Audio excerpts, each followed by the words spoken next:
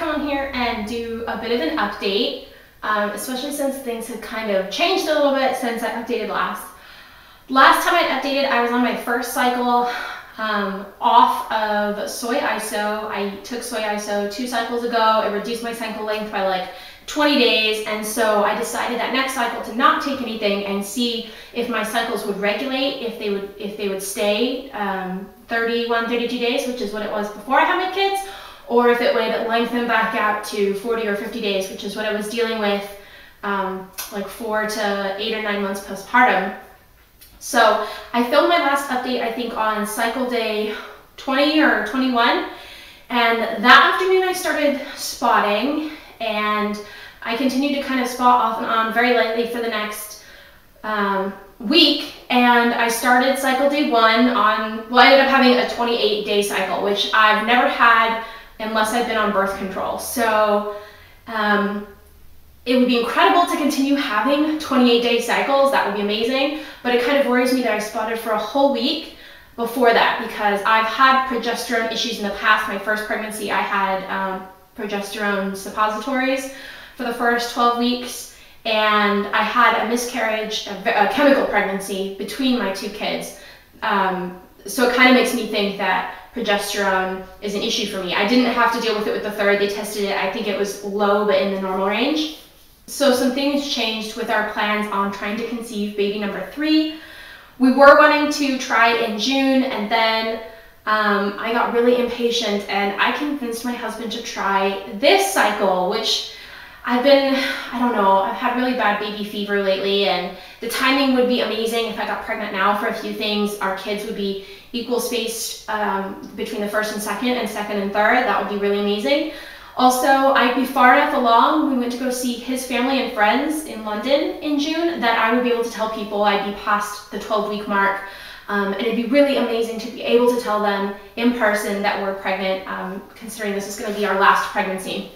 So that being said, I'm on 9 DPO, which is, I mean, exciting and nerve-wracking because, you know, if I'm pregnant, then, you know, what's done is done, and it kind of freaks me out a little bit because our youngest still isn't sleeping through the night. But to think I might get a positive pregnancy test in a few days is so exciting.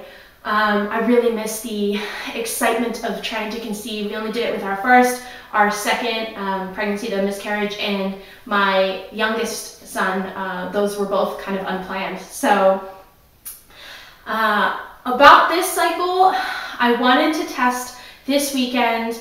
I have a whole bunch of lymphos. I've taken like a couple here and there, and of course they're negative because, I mean, I'm only 9 DPO today.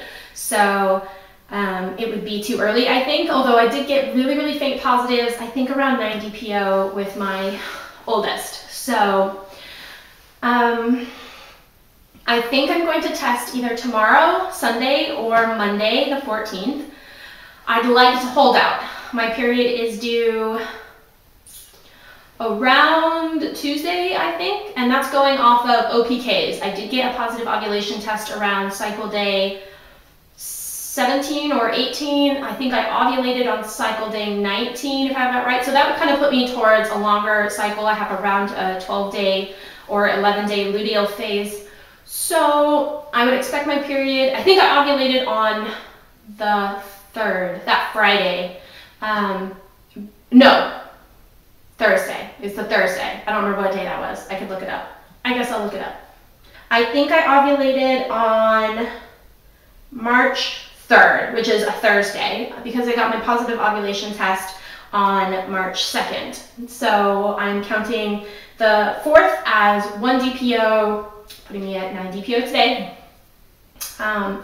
On starting at like 6 or 7 DPO, I had really intense cramping, and this could just be due to my period getting close to starting. I'm not sure. Since I've not been paying attention to it, I don't know if I mean, I have had implantation cramps with both my kids and also implantation bleeding with both of them.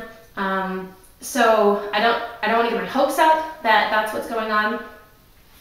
But I did have cramps starting around 6 or 7 DPO, and then yesterday, so 8 DPO, I had spotting.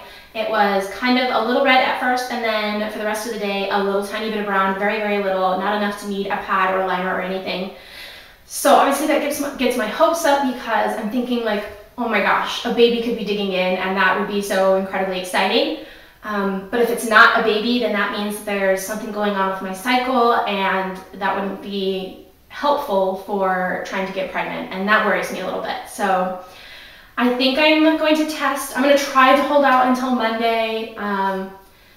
If I end up doing it Sunday, I'll try to film it. I've got a whole bunch of lymphos, so I might do that. I'm holding off on buying First Response quite yet. That is my go-to test. But I know that if I have them, I'll use them. So I'm going to try to hold off and get them on Monday is my goal. So if my flow hasn't started fully by then, because I've been spotting off and on for the last, well, yesterday and today, so day and a half. So I'm really excited that even if we don't get pregnant this cycle, and I'm not pregnant now, that next month maybe we could try again. And I'm so excited to the possibility of having a third baby, which I'm totally convinced would be a boy, even though I'm not pregnant yet. But anyways, thank you so much for watching, and hopefully I'll post a pregnancy test video.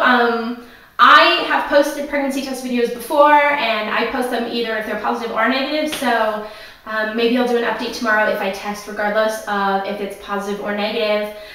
Hopefully positive, but I know that tomorrow 10 DPO would be too early, possibly, if I was pregnant. So anyways, thank you so much for watching, and I'll update you guys soon. Bye!